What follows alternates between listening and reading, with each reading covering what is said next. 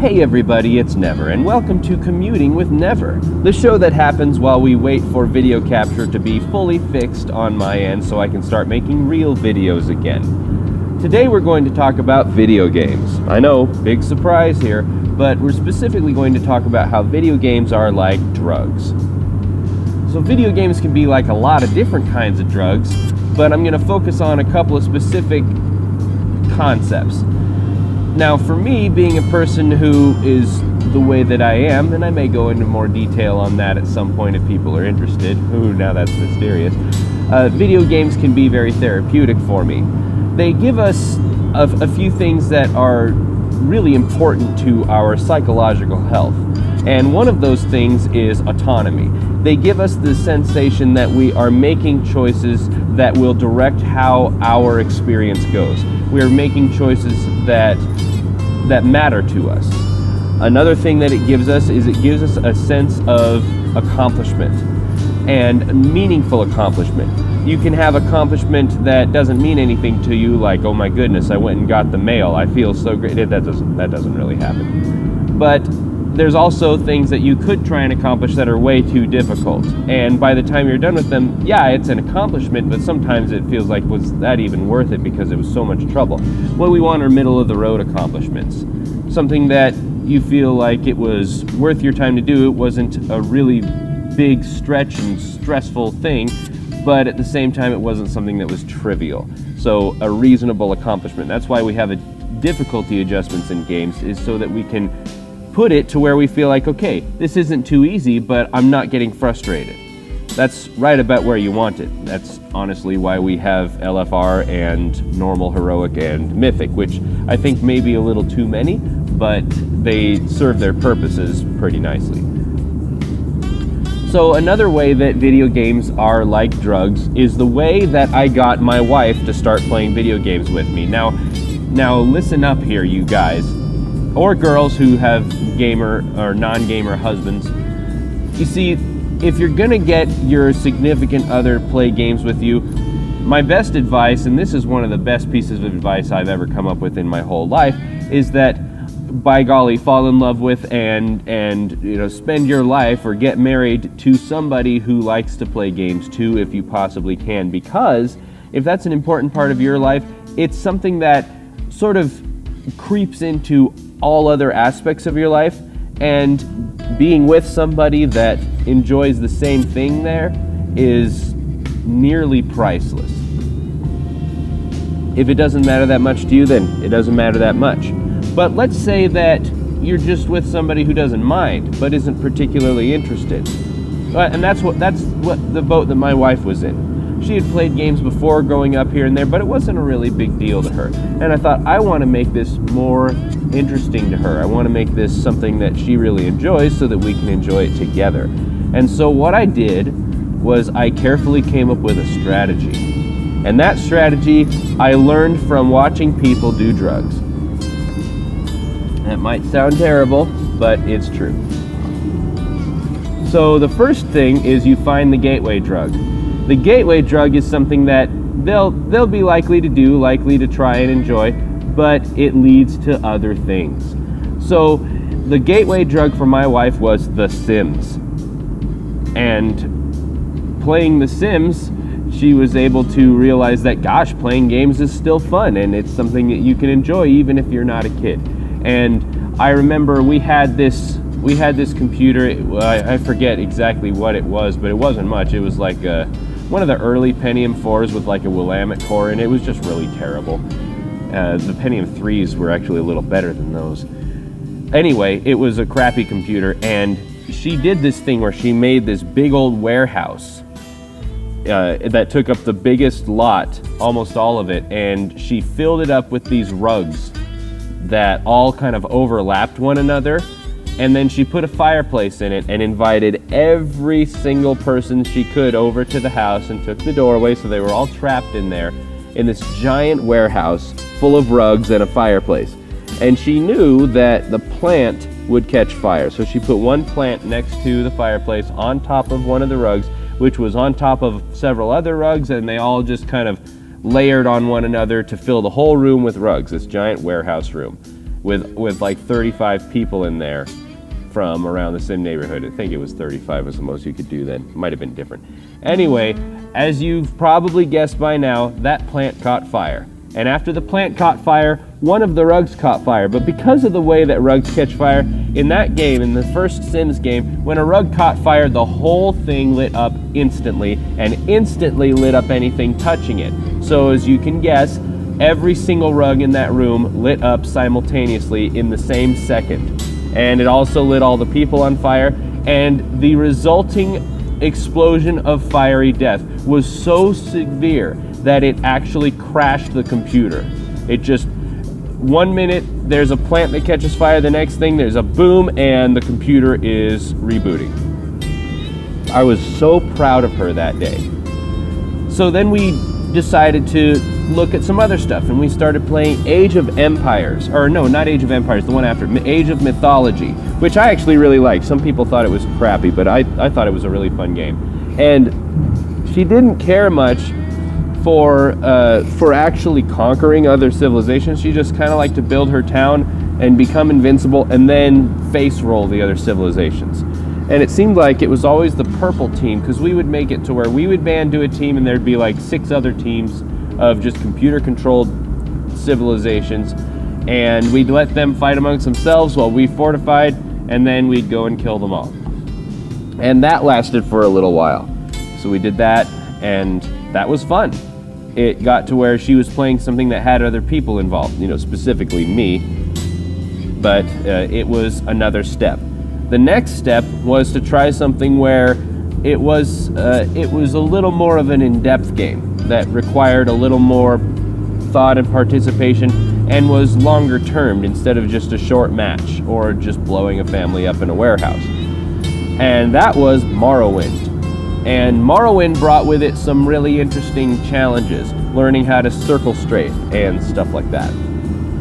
But after she got the hang of it and stuck with it long enough, because she had realized that there was value to it, and you know, after she finally got our son to bed and was tired, she would sit down and run around Balmora. And that thing about Morrowind is there's a few milestones that you get there. Like, once you can jump the Balmora River, like the whole thing in one jump, you know your character is pretty strong. So that was a fun thing to look forward to. And she actually ended up doing more in that game than I ever did. And it worked really well. Morrowind was great. And so then after Morrowind, we finally were able to get onto the good stuff. And I got her to try playing a game online. And that game was Star Wars Galaxies, back in the day before they wrecked it. It was a thing of beauty, and my goodness, if that game was still around in its original form with a little bit of reasonable refinement, maybe a lot of us might still be playing it today. But that was the game that really got her to branch out, and she, like Morrowind, went way farther in the game than I ever did. I was too distracted in Morrowind by modding it to do anything. In Star Wars Galaxies, I was too busy living out my Star Wars fantasy to actually bother getting into a guild and doing any raiding or anything like that in there. And she was a main tank in her raid and her raid group, and did all the stuff in Star Wars Galaxies that I didn't even really know much about. And even after it got to where they brought out the combat upgrade and it started ruining things a little bit, she was still going strong. And then finally the NGE came out, and she was still doing well, but starting to lose steam in it. And by that point, a little before that, I had found this other game called World of Warcraft that a coworker introduced me to. And you know, as the story goes, she got sick of how they wrecked her game, and so she decided to try mine, and it worked out very nicely. And so here we are, and she's played a lot of other games since then. She's really enjoyed the Mass Effect and the Dragon Age series. She played some Jedi Knight as well, and I made her like a custom player skin and a special lightsaber and all that stuff, some mods and whatnot, and it worked out really nicely, to the point that now she plays games that I have never played, and she still plays games that I do. It's a really great thing, And the other benefits to it aren't just the fact that I never get crap for playing games. And part of that is because I'm responsible with my time and I don't play when I should be doing something more important. That's a very, very big part of it. And if you can't do that, you're going to have a hard time with this. But it also means that there's this entire vocabulary of common experience and concepts and references that have opened up between us. And if we're going to play 20 questions or something, which she doesn't really like very much, but I really like, we can play 20 questions all within the Warcraft universe, and there's plenty of stuff to go on. Or if we're planning something out, like going on a camping trip or whatever, then there's so much shorthand that we have from our experience with games where we can say, well, we're going to do this like such and such. Or how are we going to split up all the kids and the cousins and whatnot? And we can say, well, we'll just do it like Grobulus. Okay, like Grobulus. Well, Grobulus is a boss in Naxxramas, and the whole group kind of wanders around the room following the tank, except one person occasionally gets a debuff and has to go to the outer edge of the room, drop the debuff off, and come back. And so to handle the kids like Grobulus is they just go with us unless one of them needs to go do something when it's their turn, and then they go do that. And instead of taking the time to explain all of that, we can just say we'll do it like Grobulus, and we both get it. It also means that whenever we go to the store to get the ingredients for a particular dinner, it means that we're getting pizza mats or chicken mats or whatever it happens to be. And it's fun, and it's just small stuff like that. It's really worth working toward, but there's some important things you've got to make sure you do on the way to make sure they get good and hooked, and they want to make it a fun part of their life. If it's ever frustrating or you pressure them, they're going to associate their game time with negative things. You want to make sure that you do one thing above all else, and that is let them do it wrong. Let the person that you are introducing to gaming screw up and make dumb choices and go around and act like an idiot as much as they want to. Because if you look back to when you were first learning it, most likely when you were a kid, that's exactly what you did. And you went around and had no idea what you're doing. The original Legend of Zelda game, I was completely useless at that game, but I loved every minute I played it because it was amazing. It was adventurous, and it was new and exciting, and there were scary things and there were mysterious things. And I get it now. It's not a big deal. But then, back then, it was so great. The first time I played World of Warcraft, I was such an idiot when I started playing World of Warcraft. I mean, I've talked about this before in some past videos, but I did just the dumbest stuff, but it was such an amazing adventure to me, and I felt like it was so cool when I'd figure something out. And you have to let other people do those same things. You got to wait for them to come around and realize, oh, okay, I want to actually do this right and be good at this. They'll get there, but you need to let them have the time. Don't reach around them and hold the mouse and the keyboard and show them how to do it unless they ask you to. Instead, just give them a good explanation, show them an example on your character maybe, but don't try and play it for them. Let them do it themselves. If you make it a positive experience, then it'll be a positive thing for them, and it can be a really good influence in their life. But make sure that you do it safely, you do it right, and that you're responsible about the time that you spend. If my wife ever wants to play video games, but there's something like the dishes to do, guess who's doing the dishes? Me. Because I want her to be able to relax, and when she relaxes, she plays video games, and because of that, we both enjoy it, and I never hear any crap about it. So, video games are like drugs, because they can get you hooked, and it can be a really great and fun adventure.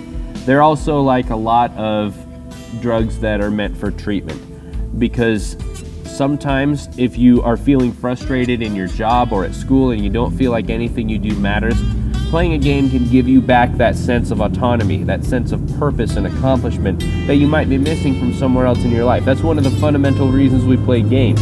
There's a really great video by the game theorists on their YouTube channel about why we play games that I would recommend you go check out. I'll try and remember to leave a link in the description. It's an excellent point of view on it, and that's where I learned or really was able to quantify a lot of the things that I'm talking about. Finally, video games are like Tylenol or ibuprofen. a good example of this is when I was about 7 years old.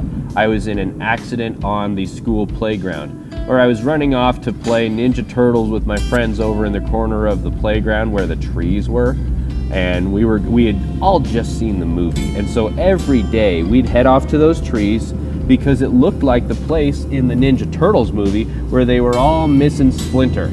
And they were so sad that he was captured, and instead of doing something about it, they just sat around and cried, which seems like the appropriate thing for westernized, stereotypical views of Asian culture in the 80s.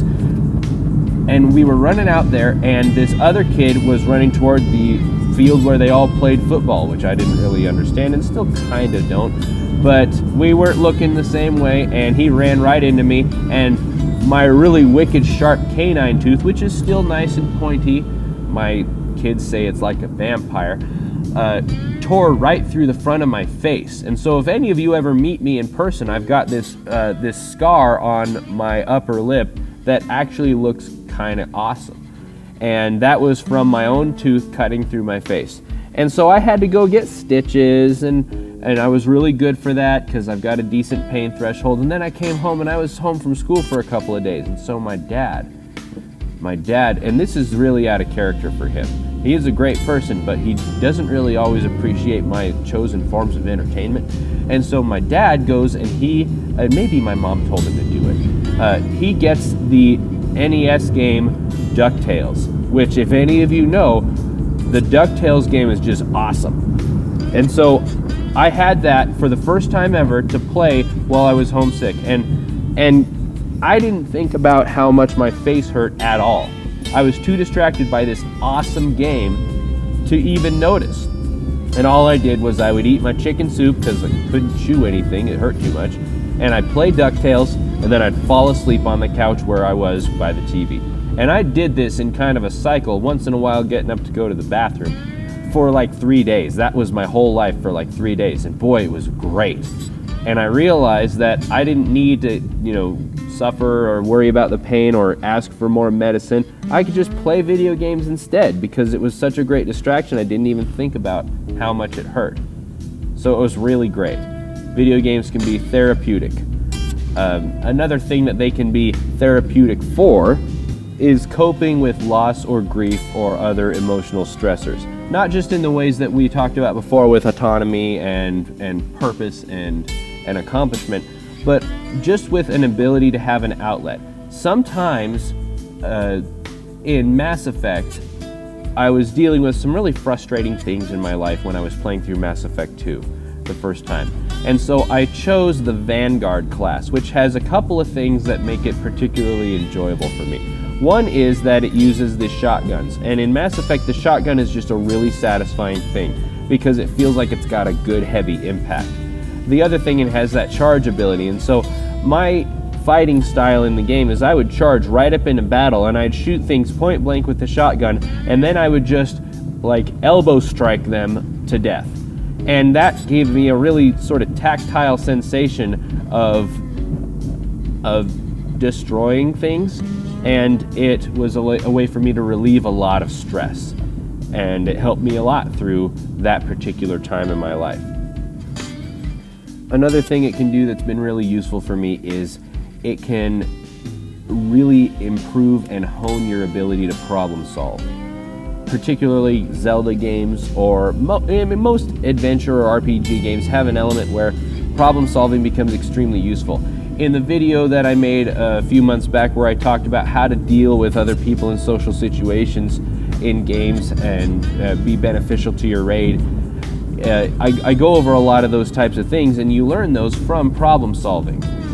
And the types of problems you're faced in games are sometimes they're just logical puzzles like you find in most of the Zelda games. Other times there's some major moral decisions, and that's one of the things I really enjoyed about the Mass Effect series or Skyrim's storyline. Is sometimes you're faced with these choices, and in some cases it's an illusion of a choice because you get the same result with a different narrative either time. Other times it makes a big difference. At the risk of revealing something kind of embarrassing, when I was, and okay, so there are Mass Effect 3 spoilers coming right here for about the next 60 seconds. So for 60 seconds, if you haven't played through Mass Effect 3, you best just skip ahead for 1 minute. So when I was playing through Mass Effect 3, I was trying to do a good job and get everyone happy, and I thought, what's going to make the Quarians ultimately happy? And I thought, well, they created the Geth, and what I think would be the best choice for them isn't to destroy the Geth, but to live in harmony with their creations like they wanted to originally. And so I wanted to make sure that we didn't destroy the Geth in the way that that whole thing went down. To make a long story short, I ended up choosing the Geth on a lot of things so that we wouldn't destroy them, and Tali jumped off a cliff and committed suicide because of my choice. And I did not see that coming at all. And so it taught me that I really didn't get it sometimes. And as a result of that experience, I learned something about myself, that I need to be a little more careful with how I perceive others' feelings. And even though it's just a game and it's not a real thing, and yes, okay people, spoilers are done. Even though it was just a game and wasn't a real decision, it still had an impact on me, and it taught me to pay more attention to certain things that I see. And as a result, I've been able to avoid some conflicts with other people in real life. It's been beneficial, but you need to know how to take the information and make it a useful thing for yourself.